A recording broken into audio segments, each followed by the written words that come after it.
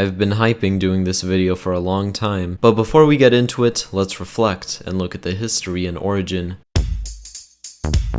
Now this is a story all about how PlayStation rose to power and dominated the whole video game market. Sony and Nintendo actually had a relationship with the SNES. Sony made these sound chips for Nintendo, and that's why the game sounded better on the SNES than it did on the Genesis. And then rumors began to flow that Sony and Nintendo would make some sort of CD peripheral for the SNES. Of course, the father of PlayStation, Ken Kutaragi, was the one behind these ideas. And actually, in 1991 at the Consumer's Electronics Show, Sony revealed that there would be an SNES CD drive. But for whatever reason, Nintendo wanted to team up with Philips instead for the CD idea, and eventually it was just dropped. And actually, people at Sony weren't really sure if they wanted to make their own console, but Kutaragi was like, well, let's give it a try, guys. I think that there's a lesson to be learned here. Don't make bad mistakes and always try new things. And while this whole insanity was going on, Sega released the Saturn. So for console sales, the PlayStation sold 102 million units, the N64 sold 32 million units, and the Saturn sold 9 million units. Which for Nintendo and Sega, this was scary because this is the first time that their numbers fell. For Sega, the Master System was doing well, and then the Genesis was doing really well. And for Nintendo, it was the same sort of situation. Even though the NES did better than the SNES, Nintendo was still happy with 50 million units. And then they saw the N64's 32 million and they were like, what? Even if you added together the N64 sales with the Saturn sales, Sony would still beat Nintendo and Sega. In fact, even if you doubled those numbers,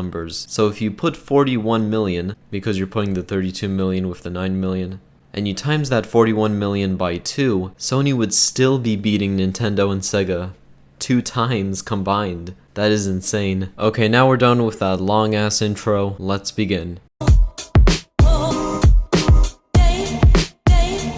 So last time I said that Sega's marketing was better than Nintendo's, as Sega had some catchy stuff going on, but now their marketing is kind of not really what it used to be. There are lots of good reasons to go with Sega Saturn instead of Pretendo. We call them games. Sega Saturn has tons of them. Pretendo has just a few. The ads didn't have the same charm that the Genesis ads had. Most of them were like montages and were pretty boring. But the Saturn did have a good boot up animation. Roll it.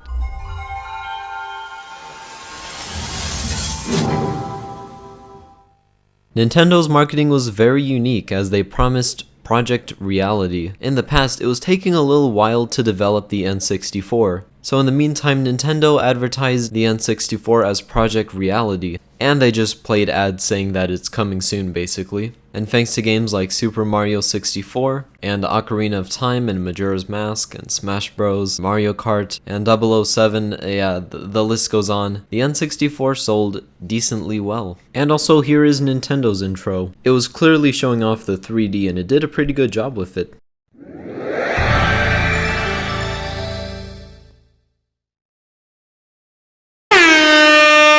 But then Sony got a little bit of inspiration from Sega and brought that Sega feeling to the PlayStation, once again properly mocking Nintendo. Pretty funny that someone who is a Nintendo fan is examining how Sony roasted Nintendo.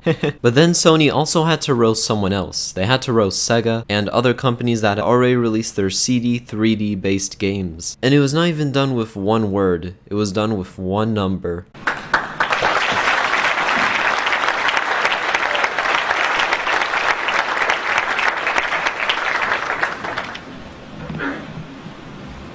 $2.99. This was done because the competition for CD-based video games was pretty expensive. The Saturn was $400, which sort of shows that similar Xbox was more expensive than PlayStation situation. Jesus, I said PlayStation situation again. But something that we can all agree is the sound effect. That's the most memorable.